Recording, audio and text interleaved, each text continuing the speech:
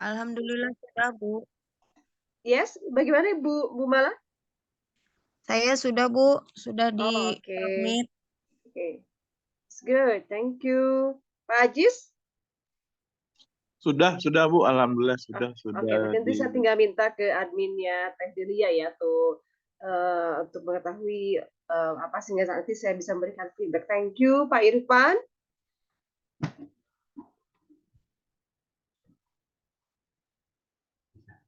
Pak Komar.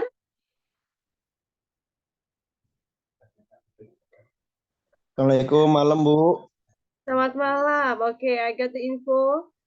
Pasif bentrok sama meeting dengan channel lain. Wah, luar biasa. Oke. Pak Komar apa kabar?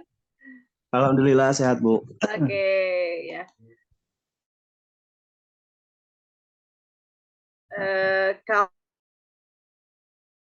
Kalau kamera ya, sehingga saya bisa senang ada responnya. Bu Mala ya. Oke Bu. Oke. Baik, Pak Komar ini sudah menyelesaikan UTS-nya, Pak?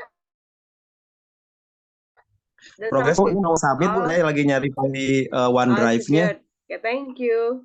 Oke, saya izin lanjut ya. Oke.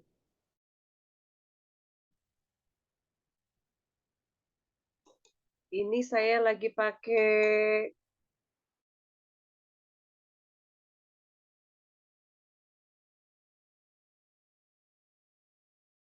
saya dari hari ini ya mengenai kajiannya adalah SKB atau studi kelayakan bisnisnya dilihat dari aspek SDA. Oke. Wah, ini sesuai budak ya. Udah.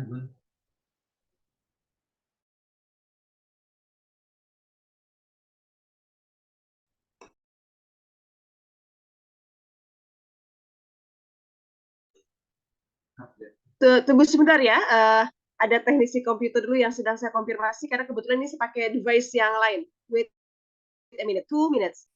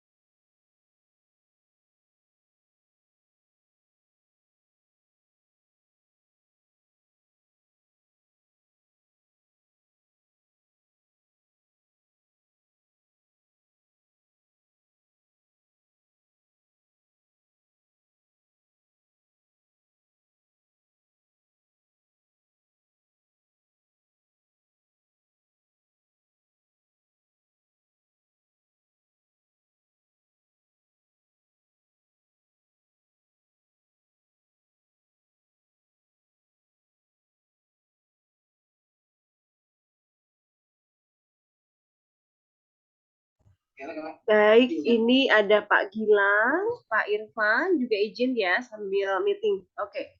And then, alright, thank you for your information. Let's continue for today's discussion. Oke. Pak Abi, hatur nuhun.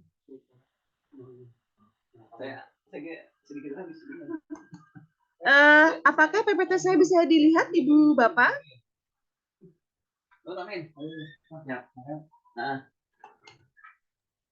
Bisa, Bu. Oke, baik. Nah, terkait dengan sumber daya pada aspek studi kelayakan, tentu saja tidak hanya semata-mata sumber daya nature ya, tapi juga we are talking about sumber daya human resource. Oke, kemarin mungkin sempat kita diskusi juga bahwa studi kelayakan tanpa adanya SDA atau sumber daya dalam hal ini anything else, nature, culture, human juga saling mempengaruhi satu sama lain. Nah, oke, pertanyaannya mungkin yang paling mendasar, kenapa sumber daya ini sekali lagi ya, alam, nature, culture, human resource menjadi bagian penting dalam penentuan atau melakukan uji feasibility studies atau studi kelayakan. Okay. Anyone?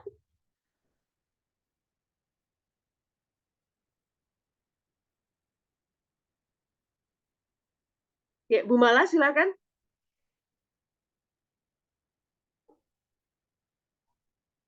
Gimana Bu? Maaf. Oh ya, oke. Kenapa dalam studi kelayakan bisnis, keberadaan sumber daya baik alam, budaya, manusia sangat penting? Sangat penting karena berperan Mhm, untuk kelangsungan di suatu objek wisata atau pariwisatanya itu sendiri, Bu. oke. Eh, apalagi Bu Bala, apa yang terjadi kalau melakukan feasibility study atau studi kelayakan tanpa disertai oleh sumber daya manusia yang mumpuni? Misalnya orangnya nggak kompetensi, nggak punya skill dalam pengolahan data dan lain-lain. What will happen? Akan menjadikan tidak bisa menjadikan suatu apa ya, Bu? Bahasanya tuh. So bahasa-bahasa sederhana aku tahu. Kalau misalnya teu aya sumber daya manusia teu Iya, aya, jadi misalnya nggak akan berhasil begitu, Bu. oke. Tidak akan berhasil dan akan menjadikan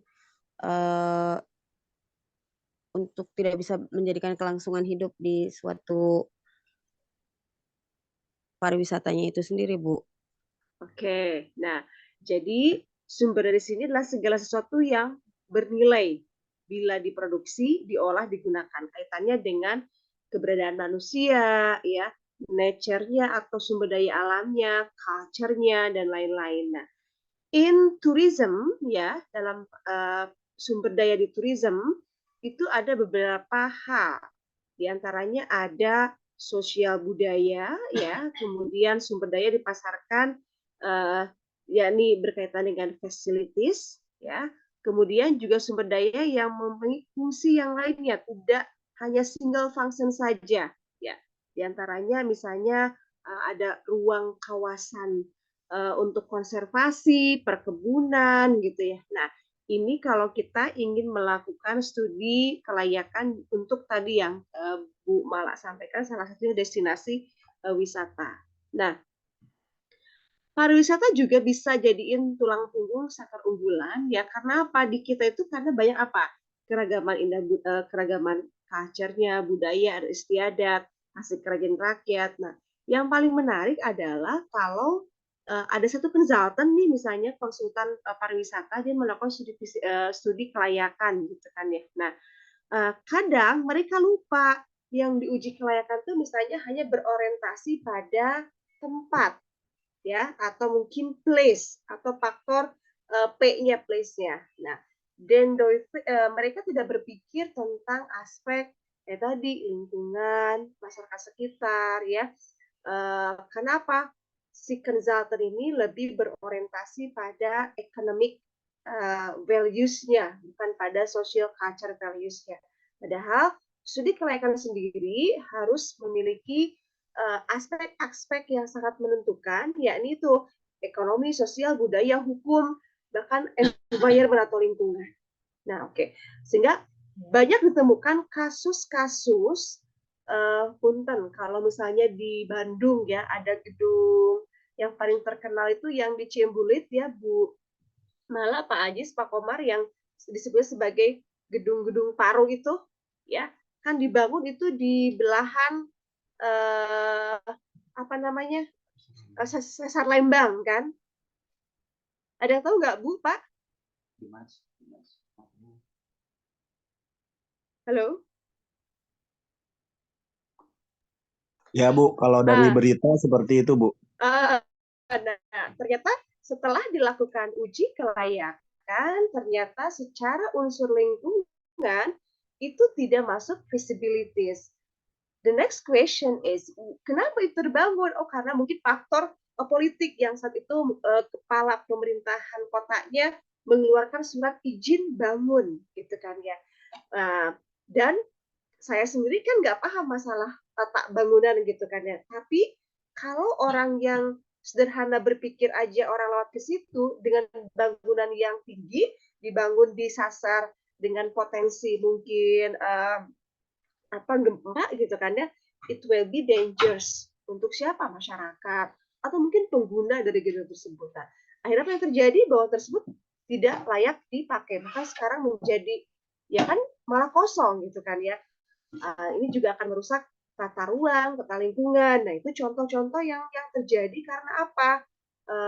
Punten, mungkin lemahnya skill dari human resource-nya, atau mungkin faktor politik kita terlalu tinggi sehingga intervensi itu mengalahkan pada faktor-faktor objektif lainnya ya.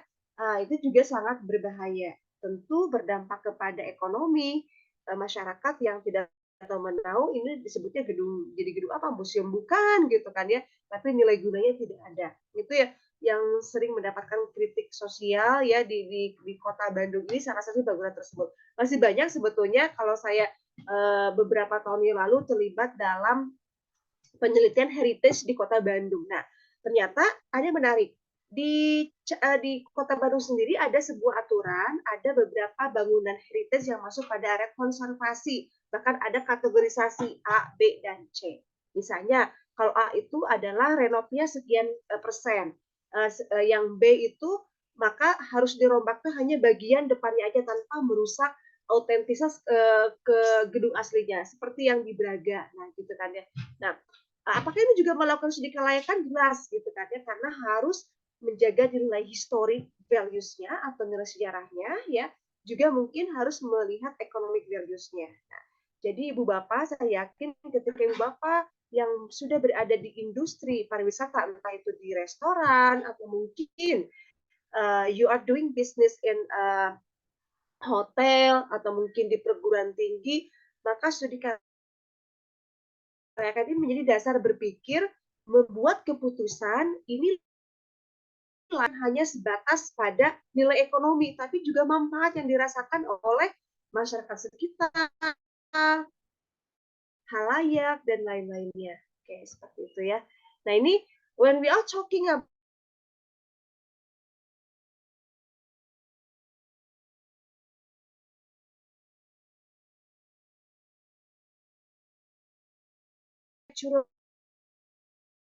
flora, nah yang lain, maka juga visibilitas studinya juga akan berbeda. Nah, tentu contohnya bangunan yang ada di Bandung dengan bangunan yang ada di Padang ya, dengan perbukitan yang berbeda, maka uji kelayakannya pun akan berbeda. Nah, makanya ini tidak bisa disamaratakan. karena apa? Mungkin ada ahli geografi yang melihat pada sisi geografisnya, ada ahli cuaca dilihat dari ekspertis di bidang cuaca. Oh, kalau mungkin cuaca dingin, bentuk bangunan yang layak oleh masyarakat di Jawa Barat harus begini. Beda dengan misalnya di cuaca yang agak panas, berarti diperlukan ruang-ruang terbukanya sehingga nanti tidak akan terlalu panas dalam satu bangunan. Nah, memang saya bukan ahli dalam membuat building, tapi pengetahuan melakukan studi kelayakan menjadi salah satu requirement. Nah, ketika Pak Ajis, Pak Komar punya ide melakukan studi kelayakan destinasi, maka diperlukan multi expert person. Ya, artinya apa? Orang-orang yang ahli di bidangnya. Bukan berarti kita harus ahli di semua bidang. Kalau di ahli semua bidang, bukan expert lagi Pak ya. Bukan. profesional. Nah, makanya mungkin ada yang ahli di bidang economic expertnya, geographic expertnya, business expertnya, law expert untuk kaitannya di bidang hukum.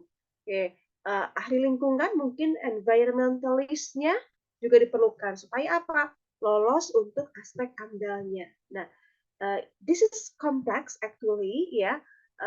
Ketika ada satu proyek studi kelayakan, maka keterlibatan banyak sektor itu menjadi penting. Jadi kalau misalnya studi kelayakan dilakukan hanya sekitar 6 bulan, kemudian yang penting lolos langsung dibangun, itu mengerikan.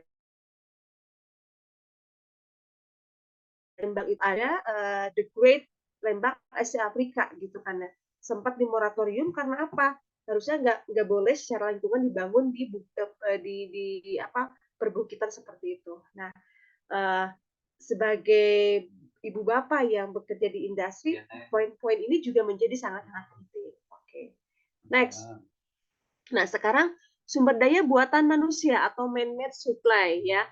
Nah, itu seperti apa? Adanya beberapa peninggalan, kemudian tata cara hidup masyarakat, way of life ya, tata cara sosial budaya, peninggalan sejarah ini juga menjadi sangat penting. Oke, nah ini beberapa. Kalau alam tentu saja kaitannya dengan suasana kelautan, suasana kepulauan, binatang, spesies dan lainnya. Nah, apakah perlu dilakukan analisis keahlian di bidang fauna? Oh jelas, kalau misal pengembangan destinasinya berbasis nature. Oke. Nah, kalau lingkungan, nah tentu ada pelaksanaan AMDAL ya, kemudian rencana kelola lingkungan, ruang lingkup Andes ekonomi ya, sisi investasi pertenaga kerja, hambatan di bidang ekonomi hingga dukungan pemerintah. Oke. Nah, oke. Ini memungkinkan tidak kita mungkin nggak usah per kelompok karena mungkin sulit, perseorangan aja ya. Ibu bapak boleh melakukan satu observasi ya di lokus apapun, boleh berbasis alam, budaya, seni misalnya ya. Kemudian pilih satu lokus. Nah, ibu bapak ingin menyaji atau ingin menelaah, coba dianalisis deh. Tempat ini secara alamiahnya mendukung nggak dijadikan destinasi? Sumber daya manusianya ada nggak? Gitu kan ya. Nah, contoh, ketika saya berkunjung ke Baduy gitu kan ya, mereka tidak mau dijadikan sebagai tempat wisata, tapi sebagai tempat untuk namanya sabah budaya. Mereka sangat sensitif ketika orang-orang eksternal berkunjung ke tempat tersebut karena dianggap sebagai destroyer atau perusak. Nah, sehingga kita melakukan kaji ulang apakah Baduy ini tepat dijadikan sebagai destinasi wisata atau justru sebagai wisata edukasi berbasis budaya yang ada di masyarakat tersebut. Jadi contoh seperti itu ya. Oke, mungkin Pak Komarudin, Pak Ajis, Bu Sri punya experience gitu ya. Ketika melihat lokus, oh ini kayaknya nggak layak deh jadi tempat ini karena apa? Udah di tebing gitu kan ya. Nah ini pengamatan langsung yang benar dirasain ternyata secara unsur-unsur kelayakan tidak memenuhi syarat atau mungkin punya pendapat oh sesungguhnya ini sudah memiliki kelayakan yang tepat misalnya. Oke, mangga, I'll give you time in 5 minutes ya. Boleh melihat aspek apa saja ketika observasi di lapangan. Menganalisis setempat apakah sudah layak atau belum dijadikan boleh destinasi.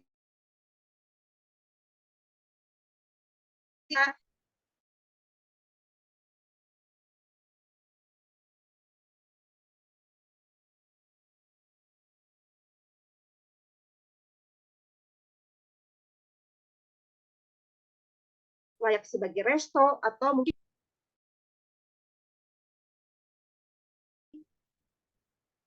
okay, welcome to my class everyone. Thank you, apologize for being late. No worries, Pak Benny. At least you listen to me even though I cannot see your face tonight. Yeah, I just listened to your all right, thank you so much. And you know what? It was my first time I met Pak Guido in an event in Rakerda because I remember his face. Halo Pak Guido.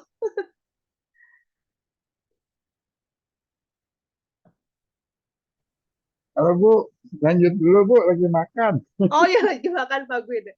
Jadi saya waktu itu diundang di salah satu rakerda asosiasi Association of Hospital Leader Indonesia.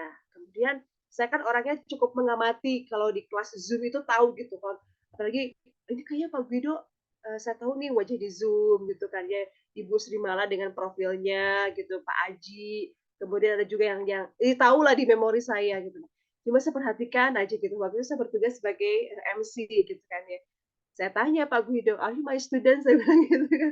Karena Pak Guido kalau ketemu langsung, he looks very professional person gitu kan.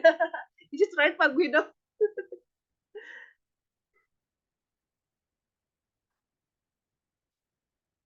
Oke, baik teman-teman, saya berikan waktu 5 menit ya untuk menyampaikan analisa pengamatan di lapangan. Boleh itu sifatnya destinasi, gedung, hotel, resto yang Ibu Bapak amati, oh ternyata tempat ini sebetulnya tidak memiliki nilai visibilities atau kelayakan. Baik itu secara ekonomi, budaya, apa, silahkan. 5 menit dari sekarang ya, kalau yang sudah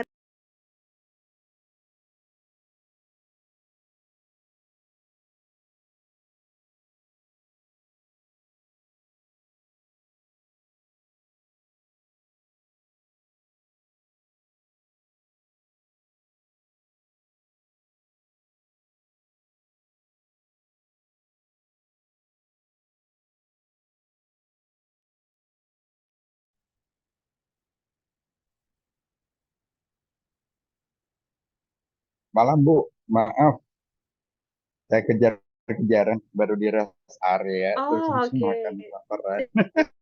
Yes, oke Pak Guido. Saya baru bercerita tentang pertemuan saya dengan Pak Guido beberapa waktu yang lalu. Saya Iya, look familiar dengan wajah Bapak di Zoom. Karena kan saya memang orangnya mengamati yang aktif, yang muncul gitu kan ya. Kalau dengan Pak Rohyan saya sudah lama berteman gitu kan ya. Terus saya bertanya ke Bapak kan, Bapak bener nggak sih ini mahasiswa saya yang di Zoom gitu kan. iya Bu.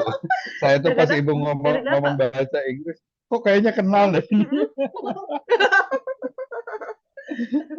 Saya tidak jadi memperhatikan Bapak, siapanya, tapi pas oke. Ibu bicara bahasa Inggris, saya bilang, kok kenal ya suaranya, di mana saya kenal?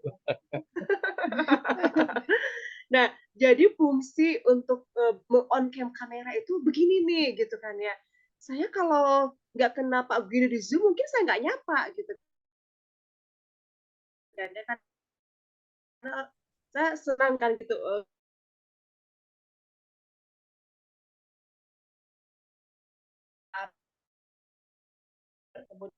Dengan orang aku saya salah itu Iya, Bu. pokoknya Guido in my students list di data. Ya betul Ibu ada. Dia sedang menghadiri satu kegiatan bersama Pak Rohyan kata. Nah, jangan-jangan event ini katanya.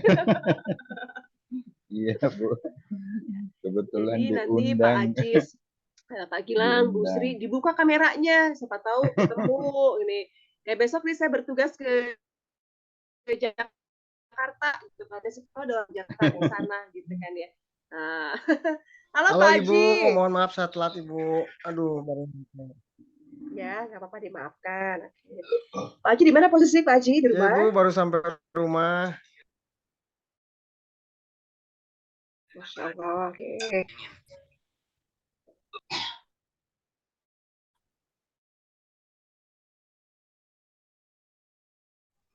Pengamatan lapangan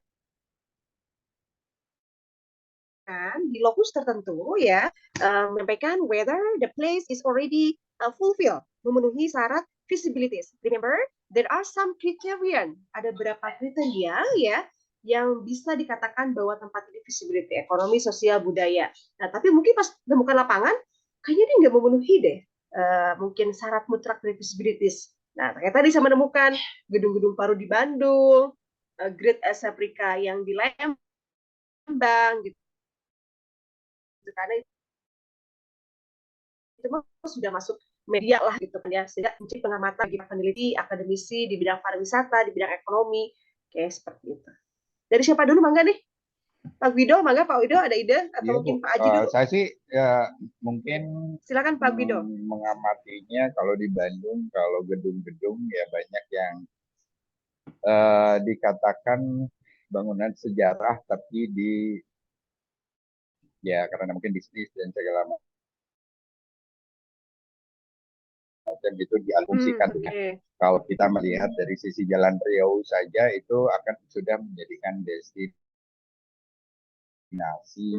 wisata ya, wisata belanja. Oke. Namun dari sisi Jalan Cihampelas, which is peruntukannya adalah itu bukan untuk bisnis ya, akhirnya berkembang menjadi dari dulu dari zaman outlet akhirnya berkembang menjadi sesuatu yang pusat bisnis yang juga tidak melihat daripada sisi lingkungan segala macam. Juga di daerah Cihampelas juga yang dulunya adalah kolam renang ya, yang posisinya ada di lembah, kemudian sekarang sudah menjadi apartemen. Something yang juga dari sisi visibility studies yang istilahnya dari kawasan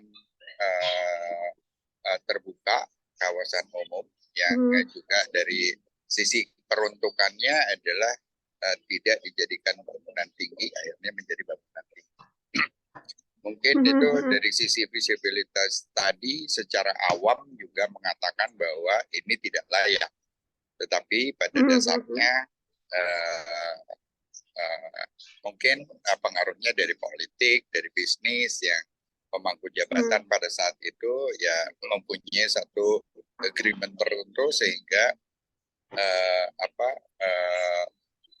terjadilah satu istilahnya kemacetan.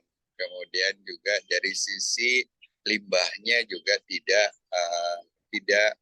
saya kira juga tidak menjadikan satu penataan yang baik. Karena mungkin sampai sekarang juga begitu. Kemudian juga sumber air juga menjadi masalah di situ. Mungkin kalau saya ini adalah ya bangunan-bangunan yang ada dari kalau secara di Bandung ya Bu ya, di kota ini banyak yang menyalahi daripada aturan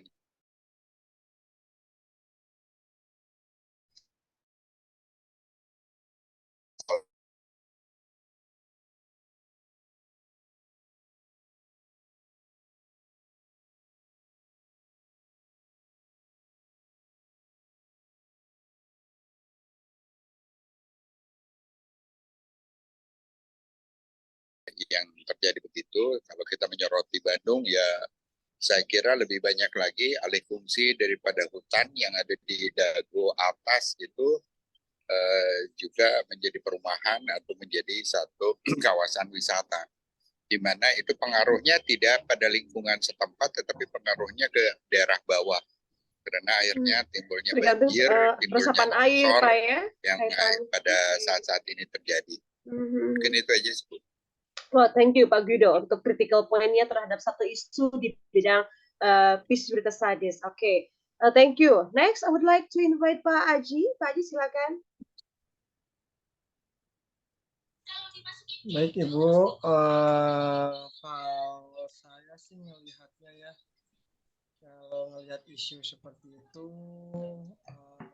yang mungkin kayak seperti hotel yang di Dago yang sampai saat ini nggak dibuka-buka itu, salah satunya seperti itu isunya ya mungkin karena posisi bangunan yang sangat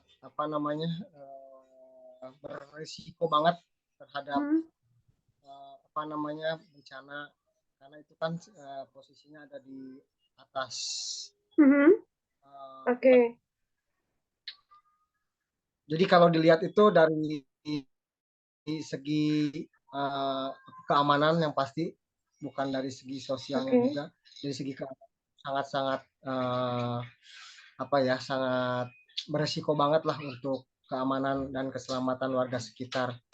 Selain dari bencana dan juga resapan air daerah situ juga sangat terpengaruh dengan adanya gedung di situ, gitu kan. Makanya sampai saat ini mungkin kenapa tidak buka-buka ya karena memang beberapa faktor yang memang tidak diizinkan untuk buka. Gitu. Oke, nah menurut Pak Haji sendiri dengan diketahui tidak memenuhi syarat, nah apakah ini justru akan berbahaya bagi masyarakat? Nah, justru sangat berbahaya ya. Kalau menurut saya sih seperti itu. Karena cuman kalau misalkan karena secara infrastruktur kan saya nggak begitu pahamnya tentang analisa apakah itu syarat atau tidak. Cuman menurut kacamata secara apa namanya seorang masyarakat mungkinnya yang notabene tidak terlalu paham dengan infrastruktur ataupun dengan posisi ataupun cuman dari segi kasat mata yang saya lihat itu sih sangat berbahaya banget gitu kan dengan adanya seperti itu, apalagi kita nggak tahu apakah itu memang kondisinya bagus atau tidak gitu kan ataupun apa posisi tanahnya memang udah bagus atau tidak juga kan, cuman ini Iya. analisa seperti itu sih kalau yang saya lihat. Oke. Ya, so that's why ya kayak kita kan bukan ahli tanah gitu ya, bukan ahli pemerhati kontur tanah gitu kan. Makanya feasibility study itu backgroundnya adalah diperlukan expert di bidang masing-masing gitu ya.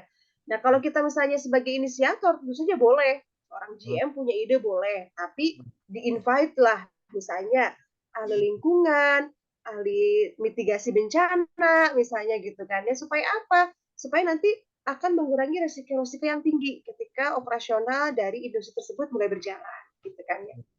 Ya, thank you Pak Haji for your insight regarding to the issue of feasibility studies. Ya. Pak Beni, bangga Pak Beni, lajengkeun, bangga. Ya, Bu, I was thinking of when I was in Papua itu di What happened? di Sorong itu. Papua Barat Pak ya, Sorong ya Pak Papua Barat itu salah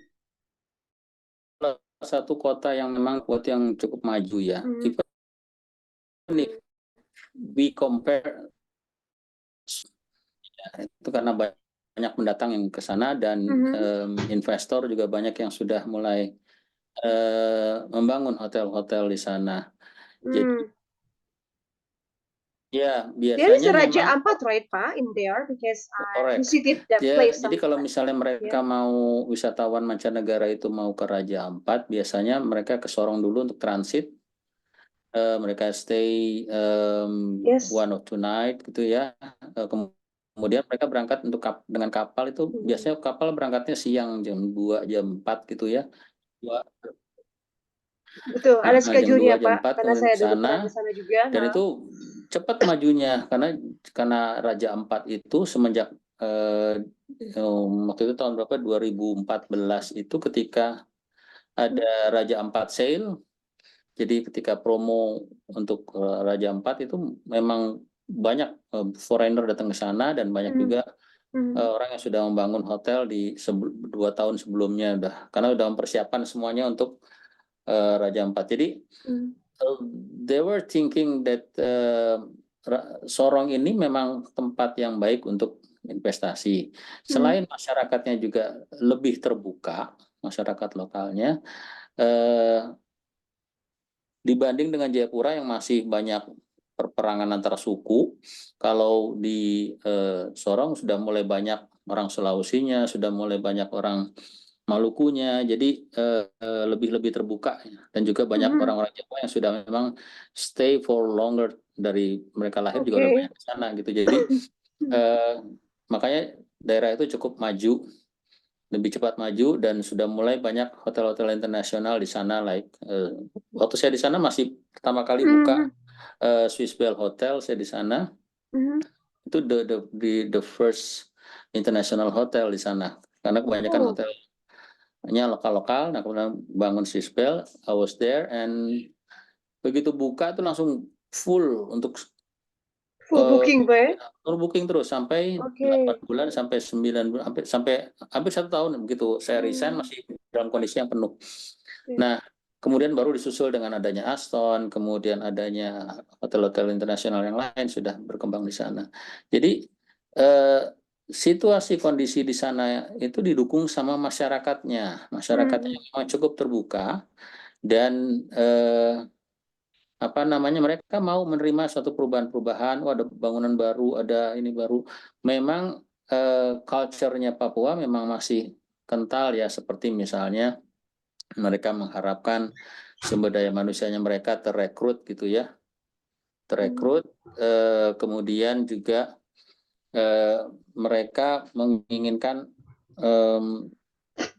properti yang ada di sana tuh membantu masyarakat sekitar, which is make sense ya bagi ini pasti industri yang akan membuka suatu bisnis di sana tentunya sudah mengerti hal itu.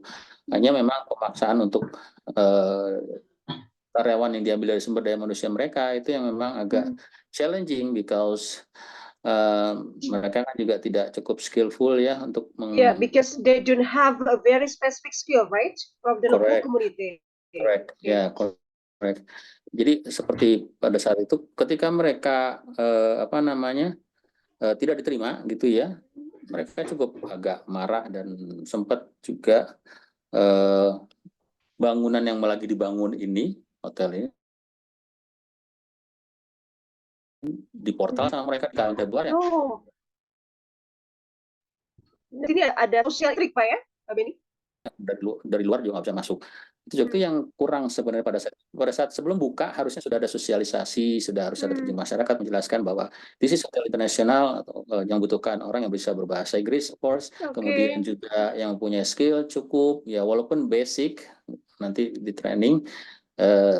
Harusnya di awal dari seperti itu, cuma waktu itu mungkin karena kesalahan di awal tidak ada pendekatan terjadi. Okay, so Pak Beni, from your story in Sorong, you found that there is social intrigue. Ya. Jadi miscommunication ya, kalau misalnya komunikasi dengan, jadi yang pengaruh yang utama di sana itu adalah masyarakatnya, masyarakat setempat ya, tidak the whole Sorong, tapi masyarakat setempat di tempat di mana objek wisata itu atau hotel itu didirikan. Jadi mereka tidak siap semua ya menerima ada perubahan-perubahan modernitas atau mungkin bisnis yang berkembang gitu ya Pak. Betul. Jadi tidak semuanya, karena yang lain juga hotel-hotel tetap berdiri, hotel-hotel lokal berdiri dan juga ada mall, juga ada 2 mall di sana juga mereka nggak masalah. Cuma ini ada hotel internasional yang mungkin pendekatannya di awal sebelum dibangun atau pada saat awal-awal bangun itu kurang komunikasi terhadap masyarakat. Jadi terjadilah seperti itu.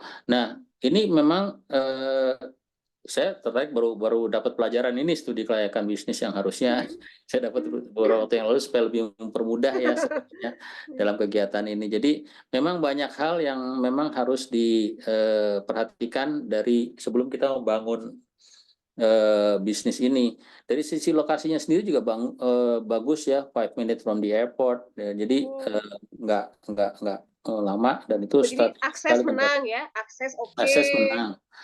Akses menang, hotel internasional, the service internasional, hanya hubungan dengan masyarakat yang tidak baik.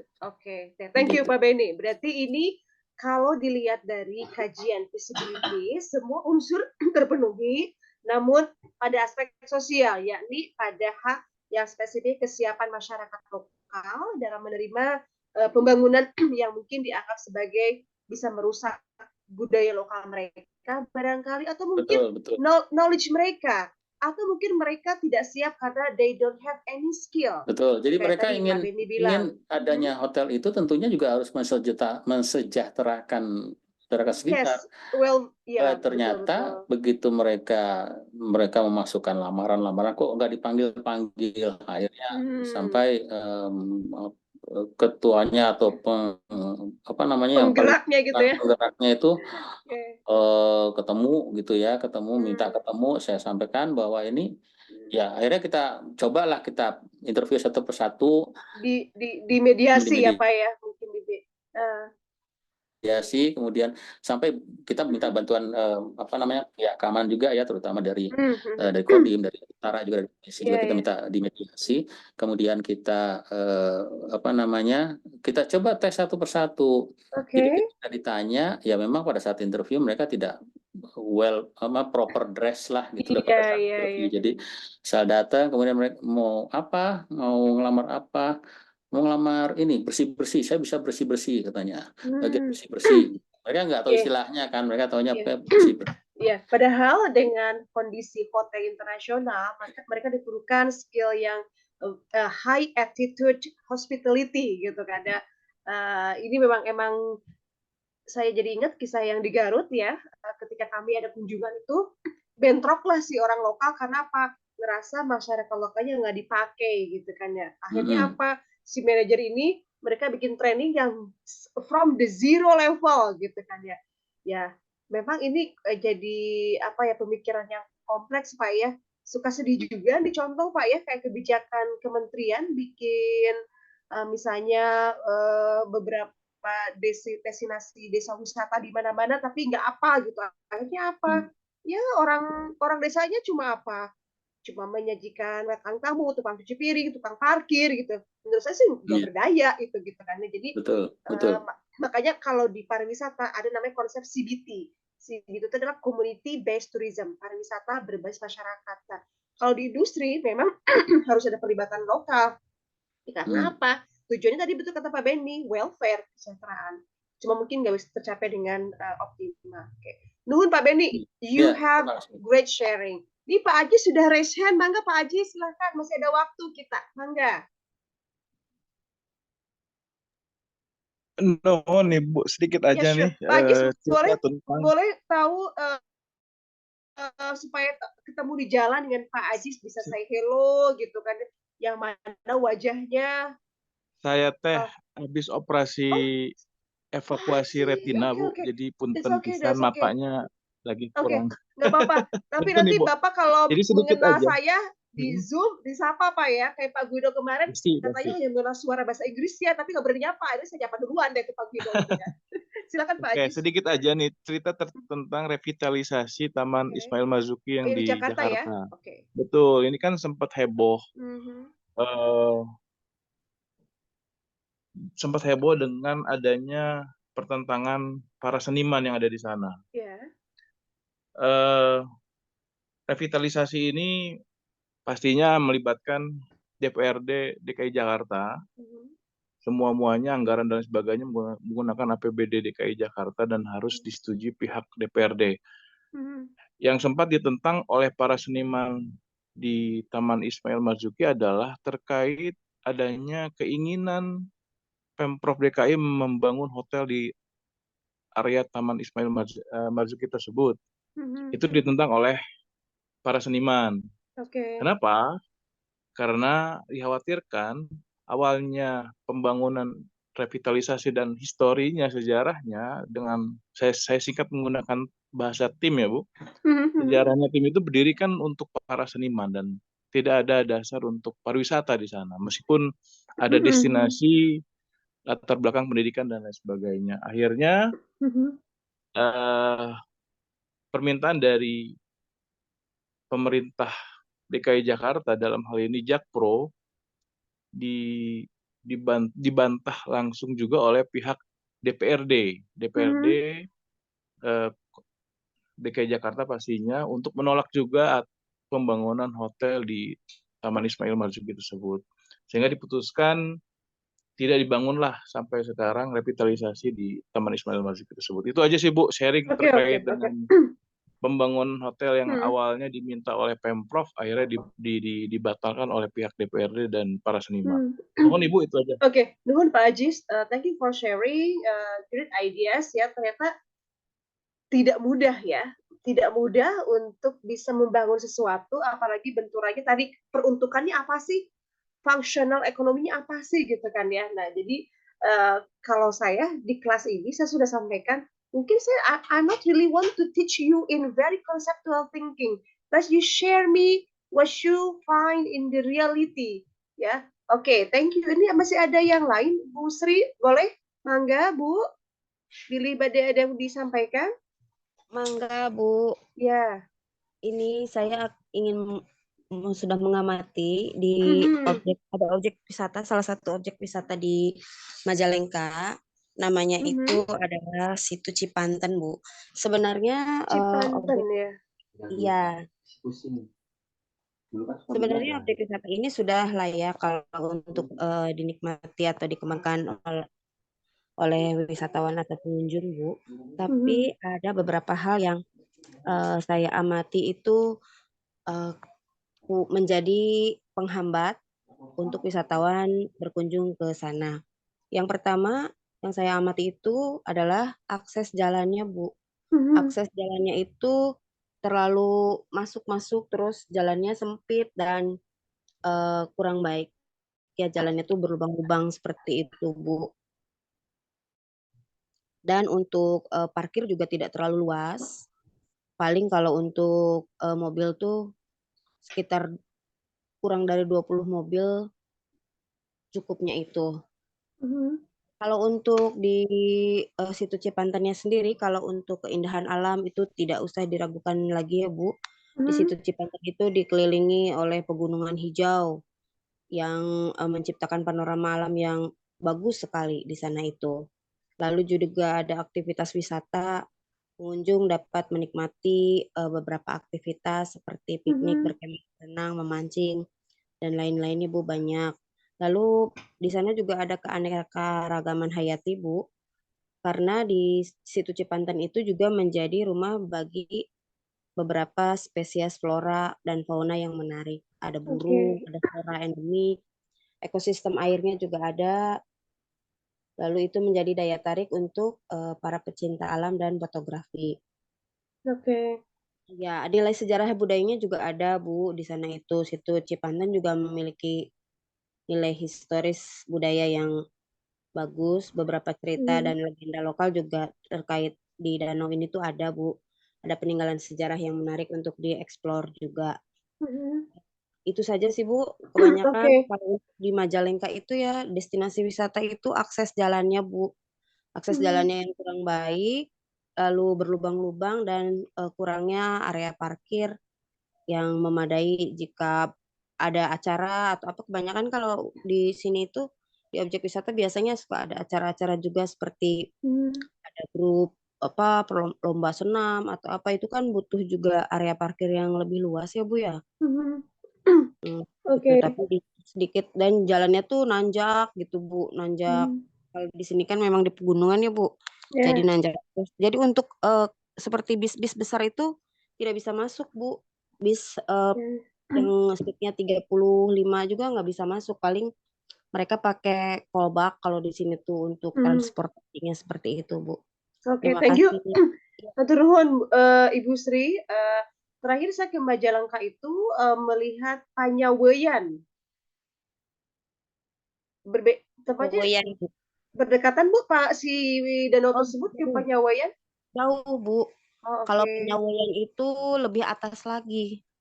Iya karena dia juga berbukit-bukit kayak gitu kan? Iya, berbukit-bukit. Dan juga kalau di Panyaweyan juga sama Bu. Untuk transportasinya biasanya kalau anak-anak muda sih pada naik motor ya Bu ya. Tapi kalau untuk orang tua mungkin harus menyewa kolbak seperti itu Bu. Dan itu harganya lumayan mahal Bu. Seperti di Panyaweyan itu kalau sekali kita nyewa kolbak dari bawah aja naik ke atas tuh sekitar 300.000 satu mobil Bu. Oke, thank you Ibu Sri. Tadi Pak Ajis raise hand lagi, ada mau disampaikan Pak? Atau klik aja itu raise hand-nya? Oke, Pak Gilang, kita masih punya waktu 2 menit Pak. Silakan Pak Gilang, Pak Dian, Pak Komar, Pak Irfan. Atau mereka sedang ada meeting barangkali. Baik Ibu Bapak, terima kasih untuk sharing hari ini ya, karena hari ini berbicara masalah between concept and the reality. When we talk about the concept, ternyata banyak sekali tahapan untuk melakukan feasibilities. But in the reality, banyak sekali hal-hal atau isu-isu yang sebetulnya tidak memiliki visibilitas yang optimal, tapi dinyatakan seolah-olah dia visible. Nah, ini juga menjadi big lesson buat kita semua, bagi ibu bapak yang mungkin one day you're going to develop your own business in the future, but you have to think about the feasibilities aspect. Oke, saya rasa sekarang sudah 59 menuju 21 ya. Anything that you want to ask, please? Ingin ditanyakan? No, thank you, ma'am. Okay. So I think that for today is enough. So we can see, we can meet again hari besok. Saya mohon maaf, Selasa Rabu barangkali belum bisa berjumpa kembali. Mungkin saya juga nanti sampaikan ke Ibu Delia ya, to have another date as part of our schedule. Ya, hatur nuhun semuanya ya, Pak Aji, Pak Beni, Pak Guido, Pak Ajis, Kang Irfan, Pak Komarudin, Ibu Sri, Pak Gilang, Pak Dian, mungkin beberapa tidak bisa active to share your ideas malam ini, tapi I'm expecting for the next meeting, I would be happy to hear, to listen your ideas. Okay, thank you so much for today. So see you next meeting. Assalamualaikum warahmatullahi wabarakatuh. Waalaikumsalam. Waalaikumsalam warahmatullahi